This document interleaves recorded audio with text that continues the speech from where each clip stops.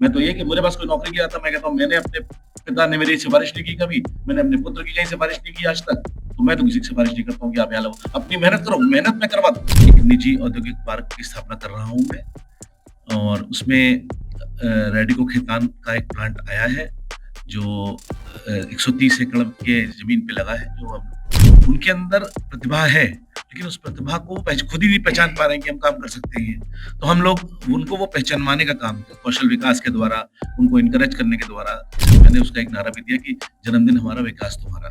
तो मेरा ये है कि हर हर जन्मदिन के दिन अपने विकास विकास किया जाए किसी गाँव का। जितना भी आप प्रदूषण देख रहे हैं शहरों में, इसीलिए कि गाँव के लोग शहर में शिफ्ट हो जाते हैं। इनको सबको गाँव में रहना चाहिए। मैं तो गाँव में रहता हूँ। चुनाव लड़ने से, देश के लिए काम करने से या क्षेत्र के लिए काम करने से कोई संबंध नहीं है। पब्लिक के बीच में काम करने की कोई मुझे इनसे इनका इनका नेतृत्व करने का वो ऐसा कोई विचार अभी तो नहीं है, अभी भविष्य तो नहीं कह सकता मैं। अभी तो नहीं है। बीमार तो आप सरकार हमें दवा नहीं दे रही है, तो दवा लेने के लायक तो पहुँचो तो।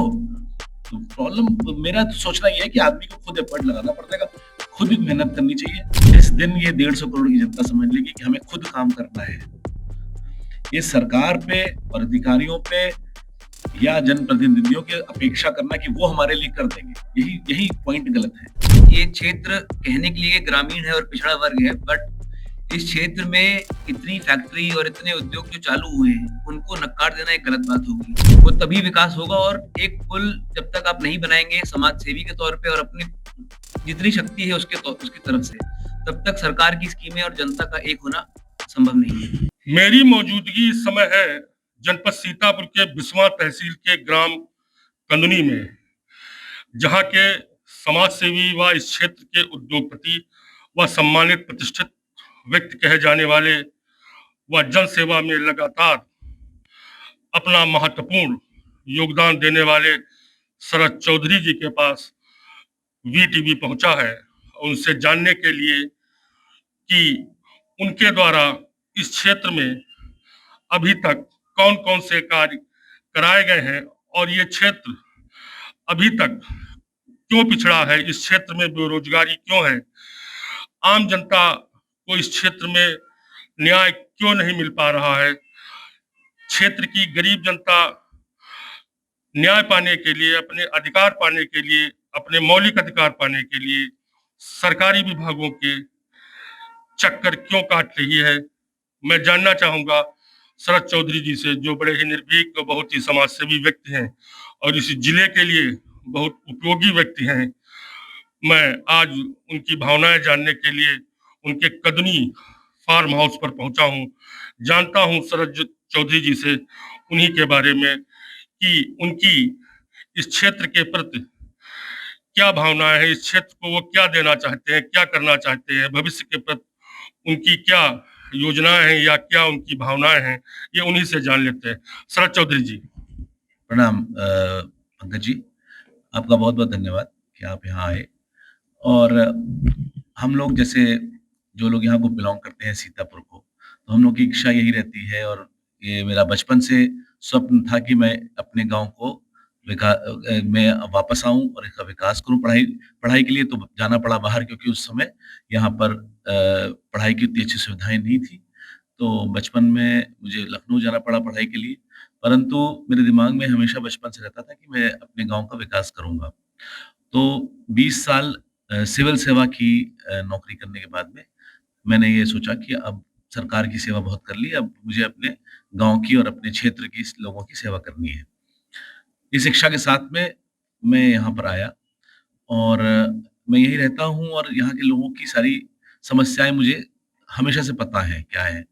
सबसे बड़ी समस्या जो बेरोजगारी और जो पढ़ाई की सुविधाओं की कमी थी, और काफ़ी चीज़ें सरकार ने स्कूल्स बनाए हैं, सब किया है, तो सब कुछ हो रहा है, लेकिन जो जनता है उसको सारी चीज़ों की नॉलेज नहीं हो पाती, क्योंकि बहुत से लोग पढ़े लिखे उतने नहीं हैं। तो उसको हम लोग जागरूक करते हैं। मेरा यही मुहिम है कि मैं रोजगार के साधन सृजन करूं यहाँ के क्षेत्र की जनता के लिए, और जो यहाँ के प्रॉब्लम्स हैं छोटी-छोटी, बड़ी प्रॉब्लम तो सरकार कर रही है, प्रशासनिक अधिकारी कर रहे हैं, लेकिन छोटी समस्याएँ जो गाँव वालों की हैं, कि जैसे आधार कार्ड अपडेशन है, आयुष्मान कार्ड का है, तो इसमें सब में हम लोग सहयोग करते हैं। मेरे पुत्र हैं अरिंजय चौधरी, ये पूरा कैंप लगा के ये सब काम करते हैं और गाँव वालों के लिए मदद करते हैं, गाँव वालों को गाँव में जाके जागरूक करते हैं कि आपके अधिकार हैं, इनको ऐसे इस तरीके से आजकल टेक्नोलॉजी के ज़रिए ऑनलाइन हो सकता है, आधार अपडेशन हो सकता है, ये सब चीज़ें करते हैं और फिर उनको हम लोग अपने कैंपस में बुला के उनका सारा काम भी करवाते हैं। ऑनलाइन अप्लाई करवाते हैं, फिर उनका काम जो भी होना है, आधार अपडेशन है, जाति प्रमाण पत्र है या इस तरह की छोटी चीज़ें सारी कराते हैं। इसके अलावा रोजगार सृजन के क्षेत्र में हम लोगों ने विभिन्न उद्योगों को बढ़ावा दिया और एक निजी औद्योगिक पार्क की स्थापना कर रहा हूँ मैं और उसमें रेडिको खेतान का एक प्लांट आया है जो 130 एकड़ के जमीन पे लगा है जो मेरे द्वारा उपलब्ध कराई गई और उसके अलावा एक बायो एनर्जी का प्लांट आ रहा है, एक सौर ऊर्जा का प्लांट मैंने लगाया हुआ है। इसके अलावा इंडस्ट्रियल ट्रेनिंग इंस्टीट्यूट लगाया हुआ है, कौशल विकास का एक केंद्र लगाया हुआ है, खेल कूद के लिए एक अंतर्राष्ट्रीय साइज का एक खेल का मैदान स्टेडियम बनवाया हुआ है। सो इस तरीके की छोटे-छोटे एफर्ट्स से हम लोग ये कोशिश कर रहे हैं कि ग्रामीण क्षेत्र की जनता जो है वो उनको अवसर मिले और वो अवसरों का फ़ायदा उठाएँ। चाहे आप जब एक बार रेडिको खेतान के अंदर जाएँगे, तो आप देखेंगे कि जिस तरीके से लड़के-लड़कियाँ वहाँ तन्मयता से काम कर रहे हैं, तो आपको बहुत खुशी होगी। तो ये बात है ये कि वो उनके अंदर प्रतिभा है, लेकिन उस प्रतिभा को खुद ही नहीं पहचान पा रहे हैं कि हम काम कर सकते हैं। तो हम लोग उनको वो पहचानवाने का काम कौशल विकास के द्वारा, उनको एनकरेज करने के द्वारा ये सब काम करते हैं और क्षेत्रीय जो भी इश्यूज़ होते हैं छोटे-मोटे जो हम लोग के लेवल के होते हैं, हम सारे उनके प्रशासनिक अधिकारियों से बात करके या प्रधानों से बात करके उनके सुलझाते हैं। ये हम लोग का एक सामाजिक बदलाव लाने का एक मकसद है।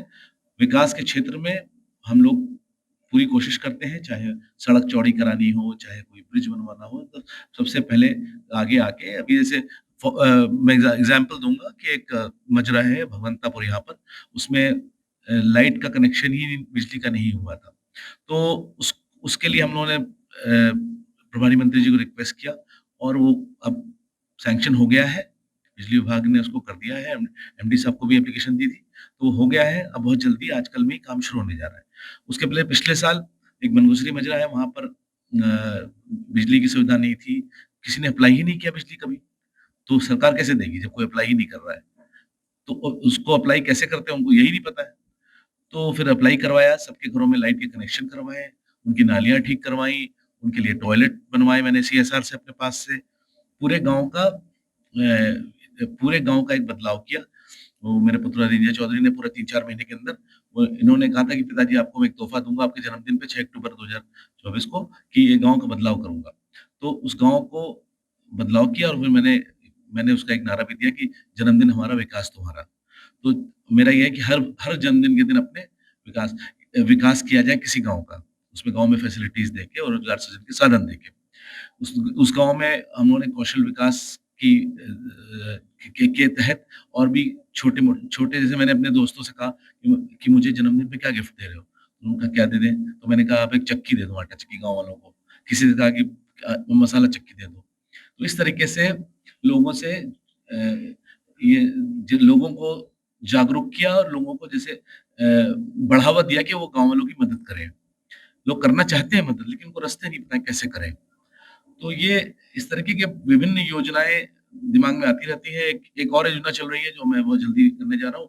तो किसानों का जो उपज है, उसको डायरेक्ट मार्केट लिंकेज के लिए एक काम कर रहा हूँ उसपे। तो बहुत जल्द आप उसके बारे में भी सुनेंगे कि किसानों का जो आय दुगनी करने की मुहिम सरकार की है, उसमें हम लोग मदद करेंगे कि कैसे किसानों की आय दुगनी हो और उसमें जैसे कानूनी गाँव है, यहाँ पर आप समझ लीजिए कि चूँकि रेडिको खेतान की फैक्ट्री हम लोग परस्यू करके लाए, तो उसकी वजह से मकान के किराए, रोजगार के साधन, सब कुछ बदल गया। तो उद्योग आते हैं, तो जैसे लखनऊ में आप देखते हैं एचएएल बना तो इंदिरा नगर डेवलप हो गया। उस तरीके से उद्योग आ जाएँ, 10-12 उद्योग आ जाएँ, इनका 5 करोड़ रुपए के आस-पास सीएसआर है। तो उन्होंने हर गाँव में रेडिको खेतान ने और हम लोगों ने जो हमारे सीसीआर मेरा अपना सीएसआर भी है, उससे हम लोगों ने हर गाँव में बदलाव किया है और हर गाँव में स्कूल स्मार्ट क्लासेस बनवाए हैं और उसका दवाओं का डिस्ट्रीब्यूशन सेंटर बनाया है, मेडिकल कैंप्स लगाते हैं हम लोग। तो इस तरीके से सारी फील्ड्स में काम करते हैं। सर एक ये बात कही जाती है कि जब कोई बड़ा आयोजन होता है, सरकारी आयोजन हो या राजनीतिक आयोजन हो, तो आप लोग कहते हैं, आप या जनप्रतिनिधि हैं या अधिकारी हैं, कहते हैं कि युवा कल का निर्माता है, कल का भविष्य है। लेकिन सच बात ये है, क्या है, चाहे वो साहित्य का क्षेत्र हो या खेल क्षेत्र हो या पत्रकारिता का क्षेत्र हो, प्रतिभावान लोग हैं, ग्रामीण अंचलों में प्रतिभा है, लेकिन उनकी प्रतिभा के विकास में संसाधनों की कमी रहती है। मूल रूप से इसका दायित्व किसका है? मैं अपनी बात कर सकता हूँ, मैं अपना खुद का एग्जाम्पल दे सकता हूँ जो आप लोगों को फॉलो करना चाहिए। मैंने अपना पुत्र आपको क्षेत्र को दे दिया है, लंदन में पढ़ा हुआ है, ये कदरी में काम कर रहे हैं यहाँ ये, और ये खुद मोबिलाइज कर रहे हैं यूथ को, और यूथ को खेल की अपॉर्चुनिटी दिलवा रहे हैं, क्रिकेट ट्रेनिंग करवा रहे हैं, रोजगार के साधन डेवलप कर रहे हैं, लोगों को मदद करना सिखा रहे हैं, लोगों की कैसे काम होता है, एआई की फील्ड में काम कर रहे हैं, डिफरेंट फील्ड्स में कौशल विकास में काम करके लोगों को बता रहे हैं। तो आपके द्वारा ये जो आपका स्टेडियम बना हुआ है, उसमें क्या फैसिलिटीज है इस समय, उसमें क्या हो रहा है, क्या किस स्थिति में है वो स्टेडियम? तो उसके लिए आपको एक बार उस स्टेडियम को विजिट करना पड़ेगा। वो इंटरनेशनल साइज का क्रिकेट का स्टेडियम है, और प्रॉपर उसमें पिच है। जो क्रिकेट के बड़े खिलाड़ी हैं वो भी आज का आके देख चुके हैं। आरपी सिंह साहब कई बार आ चुके हैं, इस समय इंडिया के सिलेक्टर हैं, वो कई बार आ चुके हैं, देख चुके हैं, बाकी भी लोग आ चुके हैं। तो उसमें पूरा फैसिलिटी सारी मैंने डेवलप कर रखी है, ताकि सीतापुर के युवा को एक चांस मिले कि इंटरनेशनल साइज के स्टेडियम में खेलते कैसे हैं। इसके अलावा टेनिस का है मेरे पास में, और घुड़सवारी तो ये खुद ही हमारे पुत्र खेलते हैं, इंटरनेशनल लेवल पे खेलते हैं, उसके घोड़े भी इनके पास में हैं। तो युवाओं को इनकरेज करते रहते हैं कि आप लोग भी ये सब करें। अब वो इस समय के साथ टाइम लगेगा बदलाव आने में। हम लोग अपनी तरफ से जितना काम कर सकते हैं, मेरा कहना ये है कि गाँव के लोग, जो लोग भी, चाहे वो अधिकारी होते हैं गाँव में सेलेक्ट होते हैं, चाहे वो कोई उद्योगपति होते हैं, वो गाँव में, अपने गाँव में लौट के इनको काम करना चाहिए, बजाय इसके कि शहर में शिफ्ट हो जाए। जितना भी आप प्रदूषण देख रहे हैं शहरों में, इसीलिए कि गाँव के लोग शहर में शिफ्ट हो जाते हैं। इनको सबको गाँव में रहना चाहिए। मैं तो गाँव में रहता हूँ, मैं लखनऊ जाता हूँ मीटिंग करने, या दिल्ली जाता हूँ, वापस आ जाता हूँ, या आज भी रात में यहीं हूँ। तो ये ये चीज़ एक डेवलप होनी चाहिए कि गाँव हमारा है। तो ये जब तक भारत देश जो है वो कृषि प्रधान है, यहाँ इतने गाँव हैं। तो महात्मा गांधी का ही सपना था कि सेल्फ सफिशिएंट विलेजेस का, जिसको ग्राम स्वराज बोलते थे वो। तो जब तक गांव डेवलप नहीं होंगे, गांव के लोग डेवलप नहीं होंगे, तब तक ये देश डेवलप नहीं हो सकता। ये मेरा सोचना है। सर इस पूरी बिस्वा विधानसभा क्षेत्र में मैंने हर ब्लॉक में, चाहे रामपुर कला हो या कमलापुर हो या बिस्वा विकास खंड हो, मैंने तमाम व्यापारियों से, गणमान्य नागरिकों से, प्रबुद्ध नागरिकों से आपके बारे में बात की। तो सबका, ज्यादातर लोगों का ये कहना था कि अगर शरद चौधरी जी यहाँ से चुनाव लड़े, यहाँ से विधायक हो जाए, तो इस क्षेत्र को एक नई दिशा मिल सकती है, क्योंकि लोकतंत्र में सारे अधिकार जनप्रतिनिधियों में निहित होते हैं। वो सरकार में बैठते हैं, विधानसभा में बैठते हैं, कानून बनाते हैं, और उसी के माध्यम से भारत सरकार में जाकर के एक विधायक प्रतिनिधि, विधानसभा का प्रतिनिधि होने के नाते अपनी बात रखते हैं। तो क्या इन क्षेत्र के जो गणमान्य नागरिकों की जो अपेक्षाएं हैं आपसे, लोगों का यह मानना है कि अगर जो आप यहाँ के जनप्रतिनिधि हों, विधायक हों, तो इस पूरे क्षेत्र की कायाकल्प की जा सकती है। क्या कहेंगे इस संबंध में? पंकज जी, अपना सोचने का तरीका होता है। सोच रहे हैं जो लोग, अच्छे ही सोच रहे हैं मेरे बारे में, लेकिन मैं, पहली बात तो मैं नौकरी से बिलोंग करता हूँ, तो मैं, दूसरा मानसिकता मेरी जो है वो पब्लिक के बीच में काम करने की, कोई मुझे इनसे इनका इनका नेतृत्व करने का वो ऐसा कोई विचार अभी तो नहीं है, अभी भविष्य तो नहीं कह सकता मैं, अभी तो नहीं है। और दूसरा ये है कि महात्मा गांधी को चुनाव नहीं लड़े थे इस देश में। अभी भी लोग महात्मा गांधी को जानते हैं सारे लोग, और मानते हैं सारे लोग, उनके राष्ट्रपिता हैं वो। तो चुनाव लड़ने से, देश के लिए काम करने से या क्षेत्र के लिए काम करने से कोई संबंध नहीं है। दिल में इच्छा होनी चाहिए। मैं तो कह रहा हूँ मेरे जैसे लोग हर गाँव में हों, अपने अपने गाँव के लिए काम करें, तो जरूरत ही नहीं है कोई किसी गरीबी की और किसी बेरोजगारी की। तो वो कभी मेरे दिल में विचार आया नहीं। सच्चाई ये है चुनाव और इस तरह की फील्ड में। आपके पिताजी भी इस क्षेत्र के बहुत सम्मानित प्रतिष्ठित व्यक्तियों में से थे। आप उनके साथ बैठे हैं, बचपना उनके साथ आपका गुजरा है।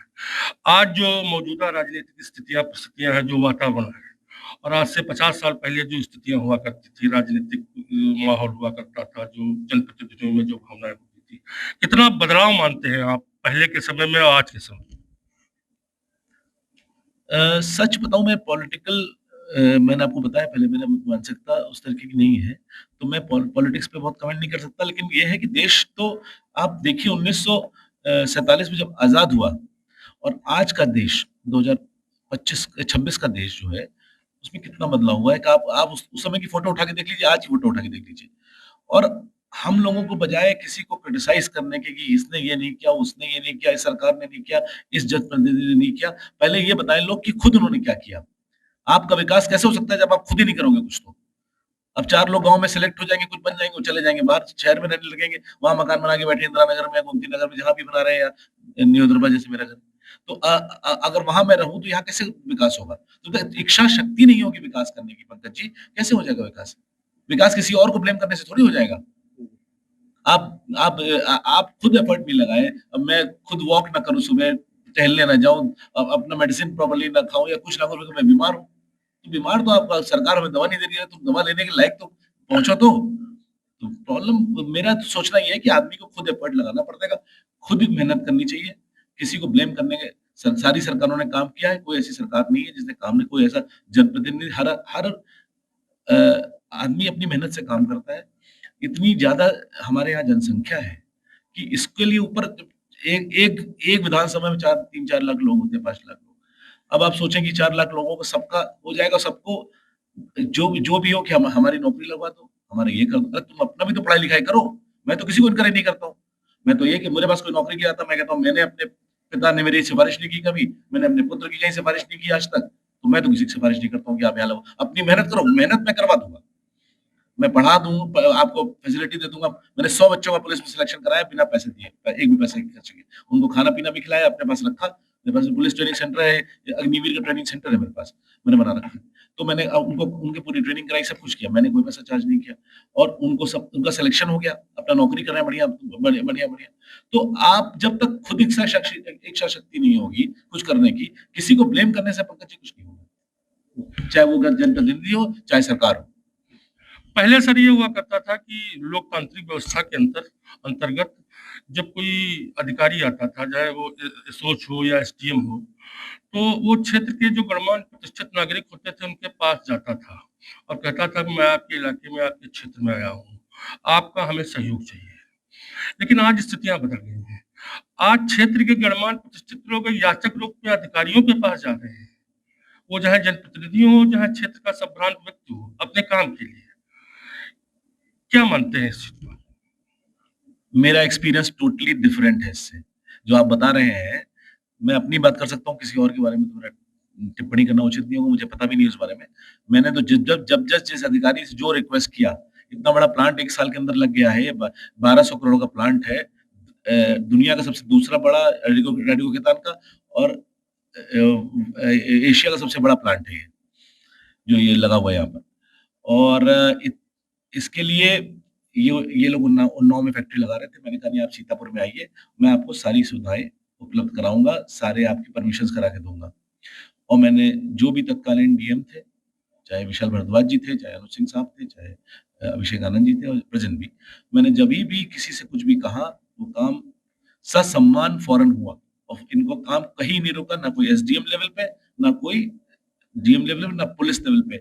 और चूंकि इतना सहयोग मिला, इसीलिए उद्योग लगाया। तो एग्जाम्पल मैं बैठा हूँ, आप सही काम लेके जाएंगे तो वो करेंगे, आप गलत काम लेके जाएंगे तो वो कैसे कर देंगे? आप किसकी बात कर रहे हैं, क्या बात कर रहे हैं, मुझे नॉलेज नहीं है। मैं तो जितनी बार जिसके पास जो काम लेके गया वो काम हो गया है, क्योंकि मैं गलत काम कहते ही नहीं हूँ, या कोई ऐसा अनुचित काम कहते ही नहीं हूँ। अब आप किसके एग्जाम्पल दे रहे हैं वो मुझे नहीं पता, मुझे अपना पता है। क्या सहयोग, क्या संदेश देना चाहेंगे इस क्षेत्र के और जनपद के युवाओं को कि वो क्या करें जिससे वो ग्रोथ कर सके, आगे बढ़ सके और अपना विकास कर सके, अपने परिवार का विकास कर सके?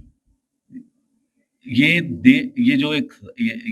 जो देश है, ये हमारा है, और हमें इस देश के लिए काम करना है। सबसे पहली चीज ये समझनी है कि जिस दिन ये 150 करोड़ की जनता समझ लेगी कि हमें खुद काम करना है, ये सरकार पे और अधिकारियों पे या जनप्रतिनिधियों की अपेक्षा करना कि वो हमारे लिए कर देंगे, यही पॉइंट गलत है।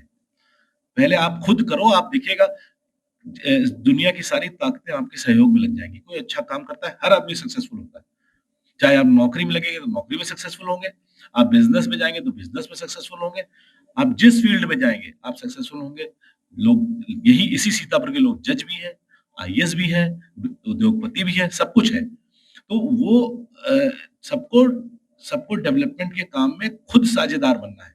यही है, जब जब तक पब्लिक पार्टिसिपेशन नहीं होगा सरकार की स्कीमों में। अब आयुष्मान कार्ड का मैं बता रहा हूँ, आपको एग्जांपल दे दूं जो जनता को बताना चाहता हूँ।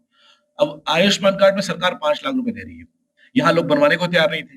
फिर मैंने सेंटर खुलवाया, अपने आप खोल के 15-20 कंप्यूटर रखवाए, सबके रिक्वेस्ट किया स्वास्थ्य विभाग को। अब सवाए 500 लोगों ने बनवाया। अब उन्हीं में से कुछ बीमार पड़े, हार्ट की प्रॉब्लम हुई, 5 लाख रुपए रिफंड हो गए, अब बड़े खुश हैं कि देखिए साहब आपने करा दी। तो संदेश ये है मेरा कि आप लोग सब लोग पढ़ाई पे ध्यान दें, मेहनत करें और अपने लिए खुद काम करने का पहले सोचें कि हम चाहे पढ़ाई की फील्ड में, जिस फील्ड में काम करेंगे, आप करेंगे तो सारा शक्तियां जो है ईश्वर की और धरती की और जितनी शक्तियां हैं सब आपकी मदद के लिए लगेंगी।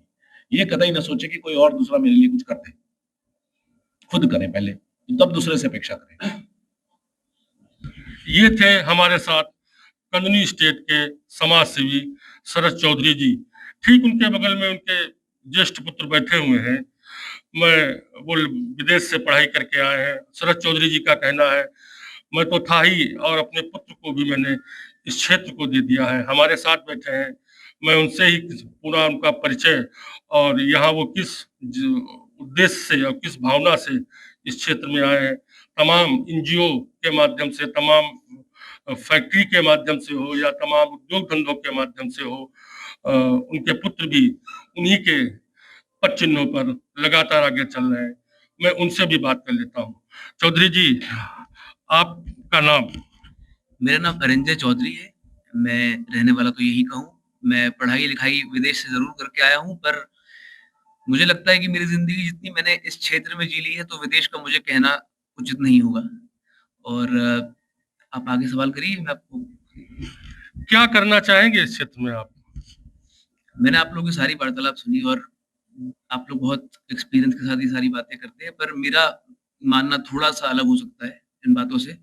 मेरा ये मानना है कि अगर आप सिर्फ ये सोचें कि इस क्षेत्र में विकास नहीं हुआ है और किसी आप सरकार को ब्लेम कर दें, तो वो भी एक सही बात नहीं होगी, क्योंकि ये क्षेत्र कहने के लिए ग्रामीण है और पिछड़ा वर्ग है, बट इस क्षेत्र में इतनी फैक्ट्री और इतने उद्योग जो चालू हुए हैं, उनको नकार देना एक गलत बात होगी। जहां तक जनता की परेशानियों की बात है कि जनता परेशान क्यों है और गरीब आदमी परेशान क्यों है, उसमें एक रोल प्ले समाज सेवियों को करना पड़ेगा, जैसे हम करने की कोशिश करते हैं। मैंने इस क्षेत्र में भ्रमण करा और मैंने समझने की कोशिश करी कि यहाँ की समस्याएं हैं क्या एक्चुअली में। समस्याएं चालू होती है कि सरकार की स्कीम बना देने से और जनता की स्कीम को चाहने से समस्या हल नहीं होगी। सरकार ने स्कीम बनाई कि आधार कार्ड का केवाईसी होना है, उसके बाद आपको सुविधाएं सारी मिलेंगी, पर ये केवाईसी होता है सीतापुर के एक बैंक में। सीतापुर के एक बैंक तक पहुंचने का साधन और इतनी इच्छा और इतनी जानकारी गांव के क्षेत्र में लोगों को नहीं है।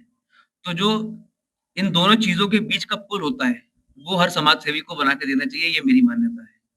और जहां तक विकास की बात है, विकास मेरा तो ये मानना है कि जब तक पढ़ाई लिखाई के आप और साधन इस क्षेत्र में क्रिएट नहीं करेंगे तो विकास अपने आप तो होने से रहा, या फिर आप रोजगार का क्षेत्र मतलब पात्र क्रिएट कर दिए, वो तभी विकास होगा। और एक पुल जब तक आप नहीं बनाएंगे समाज सेवी के तौर पे और अपनी जितनी शक्ति है उसकी तरफ से, तब तक सरकार की स्कीमें और जनता का एक होना संभव नहीं है। घुड़सवारी का आपको बहुत शौक है, कितने घोड़े आपके पास है और ये शौक आपको कहाँ से पैदा हुआ, और इस बारे में कुछ बताएंगे? घुड़सवारी का शौक तो मुझे बचपन से है और घोड़े मेरे पास में 2-3 हैं अपने। मैं पहले इंडिया में राइडिंग करता था काफी, अब मैं विदेश में जाके राइडिंग करता हूँ।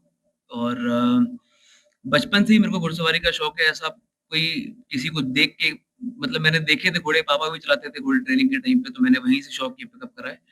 बाकी ऐसा कुछ एकदम से नहीं हुआ, धीमे धीमे मैंने राइडिंग करनी चालू करी और फिर एकदम से मुझे उससे दूर रखना मुश्किल था। क्या संदेश देना चाहेंगे अपने युवा साथियों?